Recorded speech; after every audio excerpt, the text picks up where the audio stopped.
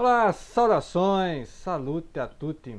Sejam bem-vindas, sejam bem-vindos. Sou Leonardo Magalhães, escritor, crítico literário, bacharel em letras, servidor público. E você está no canal que fala de literatura e religião, histórias das religiões mundiais, sociologia da religião, dicas de leituras com essa temática de espiritualidade, religiões, etc. Ok? Sem viés apologético. E vamos continuar então aquela série de vídeos sobre a jornada espiritual, né? Então eu falei de vários livros que abordam. Recentemente aí falei, por exemplo, do profeta Khalil Gibran. E vou falar hoje de um outro autor que gosta muito do Khalil Gibran. E outras, né? Eu já falei de outros também. Falei dessa questão dos livros de jornada espiritual. Falei do Imitatio Christi, né? Imitação de Cristo. Falei do Peregrino, né? Lá no século 17, né? Grã-Bretanha, né? Os puritanos. Então, são vários livros, tem os Fioretti, né, lá de São Francisco de Assis. Então, são várias obras que são inspiradoras no sentido de fazer exercícios espirituais, né? Lembrar aqui o Inácio de Loyola, né? Os exercícios espirituais são essas tentativas, né, essas procuras, essas jornadas espirituais, né? Então, hoje nós vamos falar de um livro que tem essa temática, que fala dessa busca pessoal, dessa lenda pessoal. Então, vocês já sabem que vamos falar de um livro que, né, como eu falei, muito tributário, né, do Khalil Gibran, e por isso que tem algumas coisas até meio orientais no livro, que é, por exemplo, aqui o Alquimista do Paulo Coelho. É o único livro que eu li inteiro do Paulo Coelho, né, grande escritor brasileiro aí, o pessoal reconhece.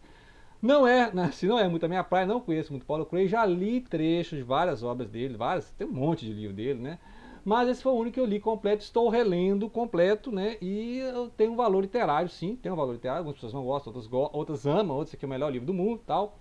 Mas o interessante do livro que o Paulo Coelho, mesmo sendo uma tradição católica, assim, né, de família católica, ele tem algumas entradas em New Age, como dizem, né, a nova era, que é uma linha mais espiritualizada, mais esotérica até, né?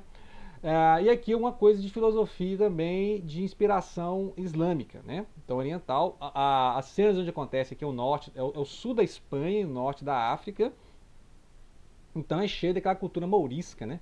Cultura dos mouros. Mouros é o povo ali do norte da África que ocupou a Península Ibérica durante muito tempo, até o final do século XV, né? Com a reconquista ali dos reis católicos. E aí tinha muito judeu cigano, né, os romani, e os muçulmanos árabes, né? Então a cultura islâmica. Esses povos ali do norte da África são islâmicos, né? Então por isso a cultura está aqui. A história do livro, sobre essa lenda pessoal, a jornada espiritual, é a história de um pastor, um menino chamado Santiago, e esse rapaz, ele estudava no seminário que a família queria que ele fosse padre. Então aí começa a história assim. Ele não queria ser padre, né, como a família desejava, então ele foi ser pastor. Então a história começa com ele tendo sonhos, né, tá num lugar, uma igreja abandonada lá, tem sonhos e tal. E ele está a dias de uma cidade onde ele viu a filha de um comerciante, então ele fica pensando, né, se ele tem alguma chance com o comerciante. E aí ele teve esse sonho e foi lá na cigana, e a cigana falou, olha, você está sonhando com as pirâmides do Egito, porque lá tem um tesouro te esperando e eu quero uma parte desse tesouro seu. E ele não leva muito a sério a cigana e tal, desconfia das ciganas, né? E aí um dia ele está na praça lá lendo um livro antigo, e aí ele vê um velho. O velho chega e fala, olha, né, eu sou o rei de Salém e tal, e o velho sabe até os pensamentos dele, né? Sabe a família e tal. Lembra muito aquela cena lá de Jesus e a mulher na samaritana, né? Que Jesus chega no poço, começa a falar da vida dela, ó, ele sabe tudo da minha vida, né? Então esse Melquisedeque, que é ele, né? O rei de Salém, o Melquisedeque está lá no Gênesis, né? A quem Abraão, o patriarca, entregou um dízimo, né? Então esse Melquisedeque, esse velho sábio, vai pedir um décimo, né, o dízimo das ovelhas do rapaz. O rapaz vai vender as ovelhas e vai entregar ali, né, a ele as ovelhas, 6 ovelhas, né? Então ele tinha 60 ovelhas, né? Então já era um pastor assim, né? E ele sabia tudo de pastoreio, né? Então ele que desistiu da vida de ler e escrever, né, de ser seminarista, porque em várias partes ele mostra ele lendo, né? E esse jovem, ele abre mão, né, dessa vida de pastor e ele vai então seguir essa jornada espiritual, essa lenda pessoal de procurar o tesouro das pirâmides. Pronto, é isso, né? Então, aí você pensa, gente, realmente, né, essa questão da lenda pessoal, a gente pensa assim, olha, quando eu tinha uns 20 anos eu pensava, né, ó, ser um músico, ser um escritor, ser famoso e tal. E a vida vai te levando, como diz as músicas, né? A vida vai te levando e aí você percebe que você foi mais para ser um pipoqueiro mesmo, né? Funcionário público. Então, aos 20 anos você sonha em ser anarquista, e aí chega aos 40 você é funcionário público. né? Então, dá o contrário do que você imaginava, e no final a solução é a conduta católica, né? Então, eu fiz um monte de remendo de livro aqui. A conduta católica é um trecho lá do amanuense Belmiro, do Ciro dos Anjos, autor mineiro, né? Muito famoso aí, inclusive referência para Fernando Sabino. Tem vídeo aqui sobre Fernando Sabino. E eu lembro das lendas lá do Fernando Sabino, aquele trecho lá que ele conta das angústias, né? Um homem saiu procurando uma pedra, né? Que onde batesse esse metal virava ouro. Então ele saiu pegando todas as pedras do caminho, ele batia na fivela do cinto, né? E esperando que virasse ouro. Então ele foi andando a vida toda ali e um belo dia ele parou e olhou para o cinto tinha virado ouro. Peraí, mas cadê a pedra aqui? Angústia, né? Ou seja, ele encontrou a pedra, transforma metal em ouro e jogou fora, porque ele não parou para olhar qual pedra que era, né? Ele pegou as pedras, ficou batendo, entendeu? A angústia. Então é interessante esses causos que essas literaturas de jornada incluem. Por exemplo, aqui tem aquela velha lenda, né? Nem sei mais de onde veio, do sábio em seu palácio, e chega lá um neófito, né? Essa pessoa em busca de iluminação espiritual. E esse sábio fala assim: você quer conhecer o meu palácio, conhecer minhas riquezas e tal? E aí ele fala assim: então, mas na verdade você vai levar essa colher aqui na ponta da boca, aqui, ó, e com óleo ou com ovo, né? Tem variações da lenda. E aí você vai atravessar o palácio, depois você volta aqui pra gente conversar. E aí a pessoa pega ali, bota lá a colher na boca, com o ovo ou com uma gota de óleo, sei lá, ou água, né? Varia a lenda, né? E aí a pessoa sai pelo palácio, lá, pelos domínios do grande sábio, e depois ele volta à corte lá, né, ao solo do trono, lá, do sábio, e o sábio, você viu minhas tapeçarias, você viu os belos odaliscas, você viu o belo jardim, você viu os rolos de papiro da minha biblioteca e tal, né? E aí o neófito falou: não vi nada, né? O importante é que aqui, ó, não derramei o óleo, não derrubei o ovo aqui, sei lá, né, depende da variante. E aí você mostra que ele estava tão focado no exercício da missão dada, que ele não conseguiu apreciar o mundo. Então tem esse problema da jornada. Então tem muitas pessoas que estão muito preocupadas com a jornada espiritual e não olham o mundo, né? Então tem essas diferenças aí. Bem, o fato é que o jovem ele vai atrás dessa lenda pessoal e ele vai para o norte da África, né? E vai até o Egito. Então ele vai ter que tentar confiar nas pessoas, né? Vai vender os bens, né, as ovelhas e tal, né, ele é um pastor e tal. E aí ele vai conhecer então, né, ouvindo esse Melquisedeque, ele vai lá para a África, ele vai conhecer então como é que é a vida real, né? Então ele vai ter que observar o mundo real, o que é que tem lá nas pirâmides, né? Isso ele vai encontrar esse tesouro. E aí no início aqui, o Paulo Coelho menciona o Borges, né, que tem uma lenda que o Borges aproveitou, a lenda persa, né, que o Borges apresentou. E eu acho que é aquela da aproximação ao Motassin. A gente ficou muito claro que o Motassin vai fazer uma citação à jornada lá dos pássaros, né, na Conferência dos Pássaros, do Attar, que é um grande escritor persa. E o Attar tem essa história em que os pássaros, né, os pássaros, vamos contar por partes, os pássaros de toda a terra saem para procurar um tal de, esqueci o nome de um rei, né, um rei pássaro, um grande rei pássaro, Simurgh, uma coisa assim. E eles saem então pela jornada e eles atravessam vales, né? Então a literatura sufi também usa essa jornada, né? Então os pássaros saem em jornada e, à medida do caminho, elas vão adoecendo, vão morrendo, vão desistindo, né? Vão perdendo a fé. Então, e aí no final sobram 30 pássaros. E os 30 pássaros chegam então no local onde supostamente estaria o rei do mundo, né? O grande pássaro e tal. E elas se olham, né? E se percebem que elas são 30 pássaros, né? É a palavra Simurgh mesmo, né? Eu acho que é persa ou árabe, né? Eu sei que a palavra é 30 pássaros. E aí no final sobram 30 pássaros e eles são o grande, né? O grande rei, né? Então no final a procura é por eles mesmos, né? Na verdade no final da procura está você mesmo, né? Aí outra lenda que ele vai usar aqui também, outra lenda, eu adoro essas lendas, dessas. A lenda do Narciso, né? A lenda do Narciso é a seguinte: o Narciso ele morreu porque ele se apaixonou pela própria beleza. E ele se viu no lago, né? E aí ele se apaixonou e queria, ele imaginou que estaria, né? Aquele belo jovem lá no lago e mergulhou e morreu, né? E aí quem mais chorou foi o lago, né? Sabe por que o lago chorou, né? Porque ele tinha o prazer de encontrar ali o Narciso, né? Ah, não, porque quando ele mergulhava para se contemplar, eu me via, né? O lago falando, eu me via no fundo dos olhos dele. Eu via minha beleza no fundo dos olhos dele. Então, enquanto o Narciso estava se contemplando, o lago, né, estava contemplando-se nos olhos do Narciso, né? Então é interessante, né, são causos que você vai encontrar nas Mil e Uma Noites, nas lendas árabes, nos contos sufi, porque é a mesma coisa, os contos sufi, né, aproveita esses códigos, essas histórias morais, igual a Bíblia tem várias histórias morais, e também o budismo, né, você tem vários causos, né, aqueles koan lá que os monges budistas contam. Então, essas histórias estão aí, são repertório da humanidade, né, são formas de transmitir moral.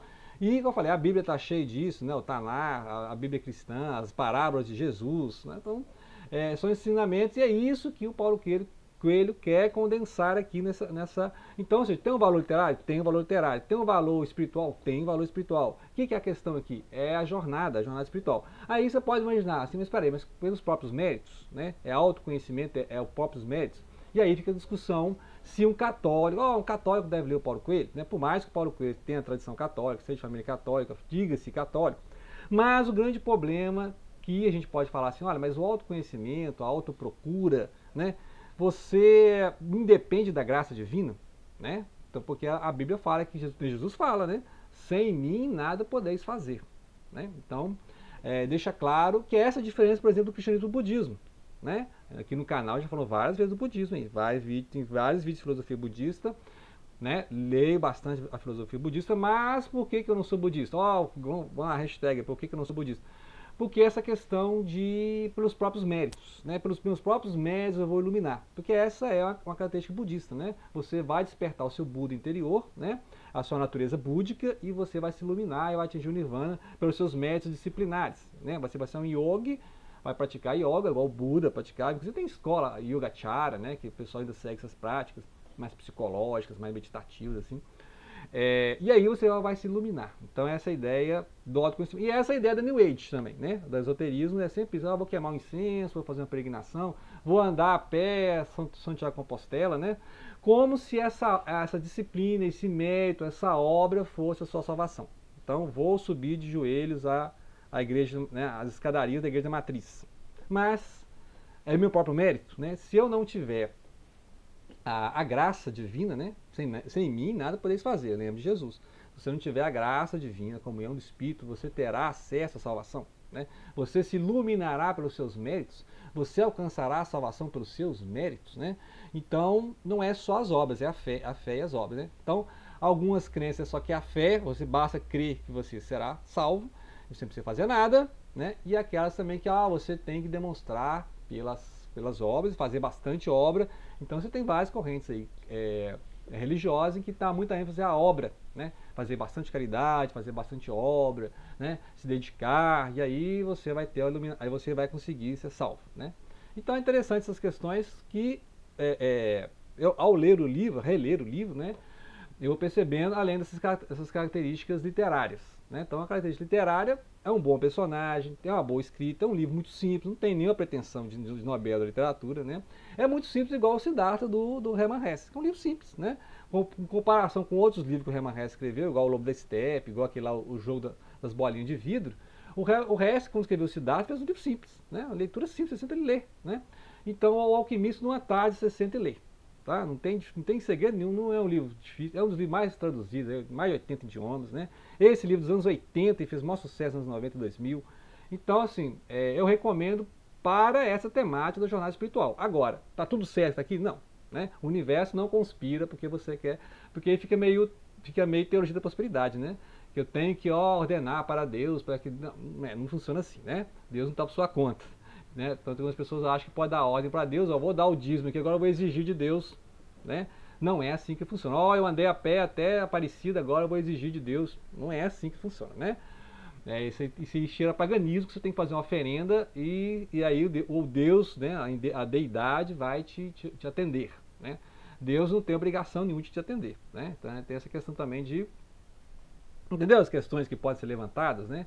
Adianta eu peregrinar até Santiago de Compostela, adianta eu peregrinar até o Egito, adianta eu peregrinar até Meca, até Jerusalém, aí eu serei salvo, né? Aí eu peregrinei até Jerusalém, agora eu vou exigir a Deus, agora Deus, eu quero que você pague isso aqui. Então, como assim? Você está cobrando de Deus, né? Então, é complicado, né? Então são temáticas complicadas, mas fica aí a dica, né? É um livro assim para a jornada espiritual. Não vou explicar o livro, não estou aqui para explicar o livro, você tem que ler, você pode gostar ou não. pode ser um referencial ou não, é igual lá o Profeta, do Khalil Gibran, que é uma das bases aqui, né? É um livro assim que você é católico, você vai entender, se você for islâmico, você vai entender, se você for espírita, você vai entender, entendeu? Ele quer fazer um livro assim, que seja alegórico. Não é um livro cristão, né, ortodoxo, né? É um livro que, se um muçulmano ler, vai entender também, né? Então um budista vai entender também, é isso, né? Essa é a proposta do Paulo Coelho, ser universalista, tá bom? Agora, não falei de outras obras do Paulo Coelho, porque eu não li, igual eu falei, só li uns trechos, né? Então a única obra que eu posso recomendar para essa temática, jornada espiritual, porque esse é o tema do livro. Então é O Alquimista, e lembrar que alquimia, não tá esquecendo de falar isso, alquimia é uma ciência árabe, né? É da alquimia, e da alquimia que vem a química, né? É aquela questão de o elixir da longa vida, né? De fazer o metal virar ouro, né? As combinações. Então é interessante que a alquimia tem essa questão de oriental já, né?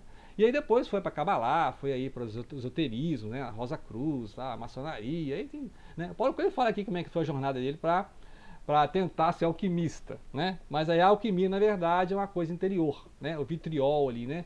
Visita o teu interior, né? Então o vitriol visita o interior para você encontrar a pedra filosofal.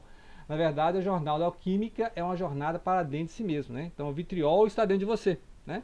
Então é uma das lições do livro, né? Beleza, você leu o livro todo e chegou a isso aí, beleza, ok? Esse canal que não visa interpretar os livros, nem julgar, mas dá uma dica de leitura e a minha opinião sobre o livro que eu acabei de ler, ok? Então é isso aí, grato pela atenção. Não deixem de compartilhar.